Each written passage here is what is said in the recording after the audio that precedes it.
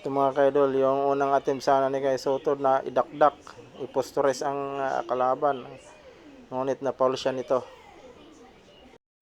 Ito mga kaidol, ano makikita nyo na sinubukan ng kalaban ni Kay Soto, naggibay ng kanyang depensa.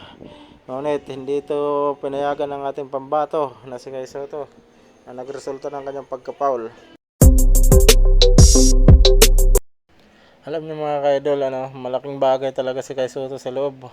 Kasi bukod sa matindang depensa nila, ay syempre nagdadalawang isip ang kalaban na itira sa loob. Ayaw nilang mabutata. Kaya yan makikita ninyo, halos walang nagagawa pag nasa loob si Kay Soto.